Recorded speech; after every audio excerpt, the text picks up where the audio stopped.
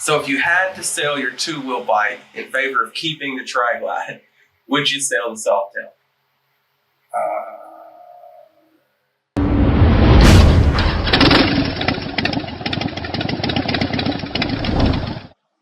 So that video clip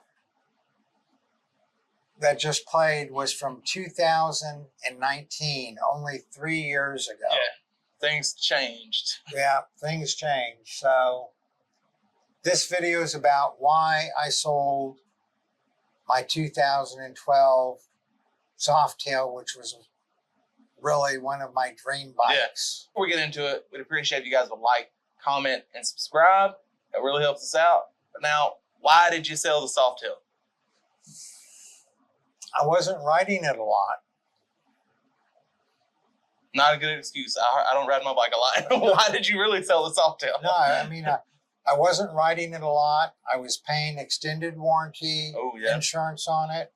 Extended warranty on it. I was paying my insurance coverage on it. And I didn't have enough room. I had 4 bikes at the time. I want to get another bike, but this bike, embarrassingly, I've not finished it yet. I need to finish this bike. So I still have two-wheelers. Right. But the Softail, I just was not riding near as much as we used to.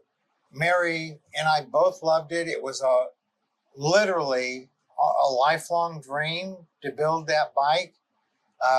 We'll put a link in the description below of my build out of that bike and what all I went through to get the paint to match and change up a lot of stuff and change the Heritage to have the deluxe trim on it.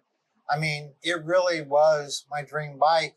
But when I go from riding it, 8 to 10,000 miles a year down to riding it 1,000 miles a year, and I look at how much I was paying for the insurance, for the warranty, and the space it was taking up, and that it was keeping me from, doing some other stuff I need to do. I just,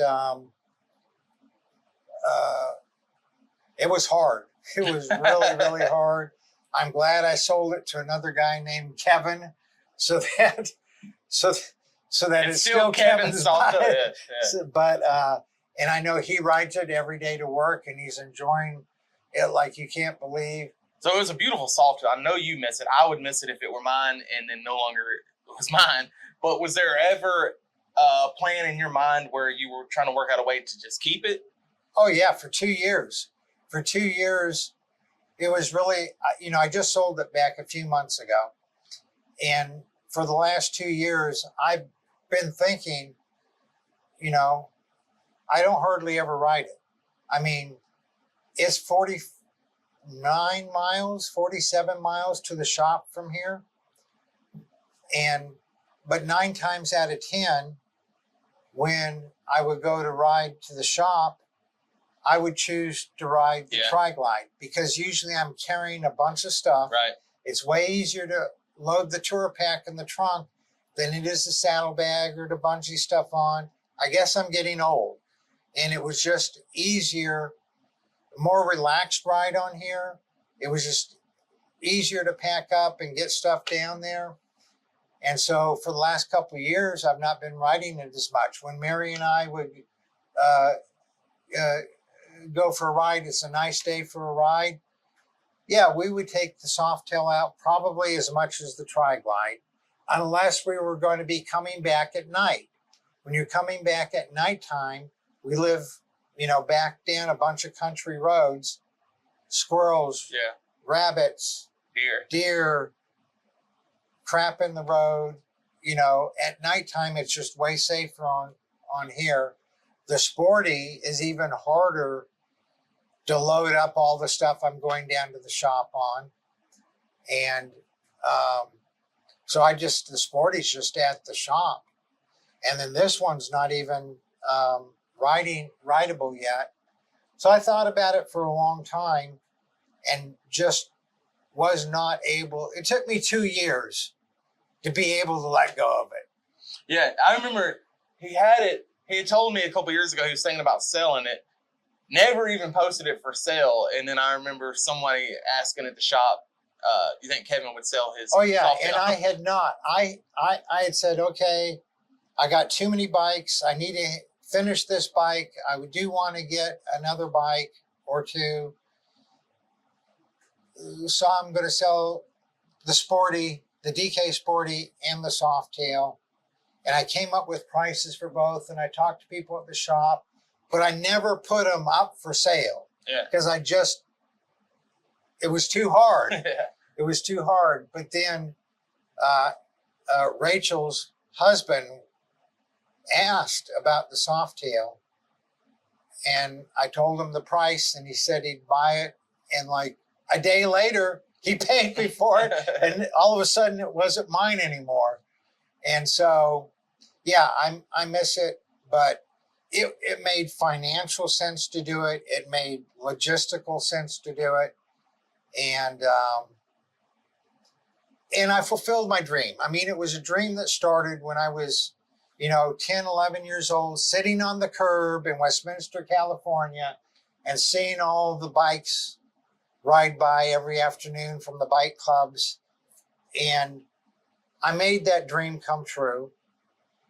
And I rode that bike all around the nation, rode it around the Grand Tetons, rode it up in Spearfish, Sturgis, all through the Black Hills. So I made the dream come true. I rode the crap out of it, saw lots of good sights on it.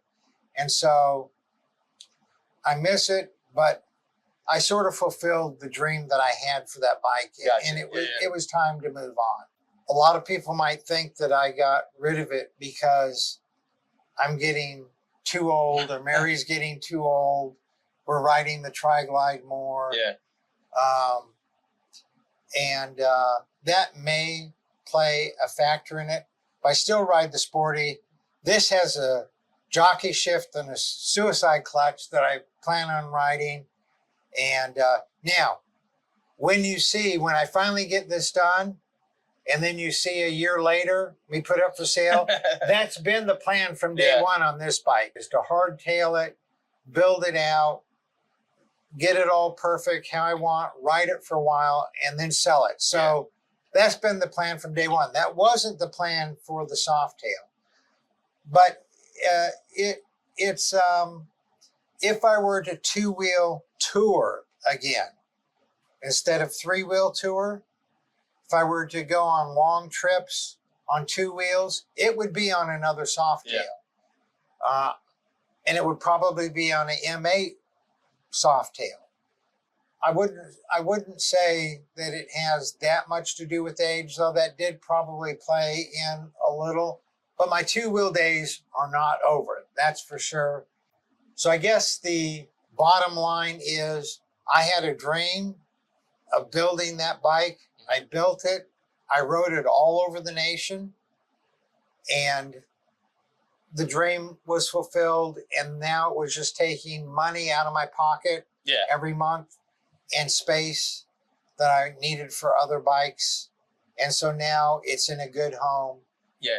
And I think we've all had cars and trucks or bikes that, we were attached to, sentimental values, but, sentimental value doesn't pay the insurance. Right. Okay. So Kevin sold that bike that he had a lot of sentimental value invested in. We've done several videos. I think we've designed so many parts on that Softail, on the twin cam, and on the Softail frame. And we've even done a walk around video, a few videos. And I'll put a link to the walk around video if you can watch that without tearing up in the corner above. And like I said, I know a lot of people have had situations like this. So share yours with us. Leave us a comment below. Let us know what bike, car, truck, woman got away from you in the comments below. We'd appreciate that. You all ride safe out there.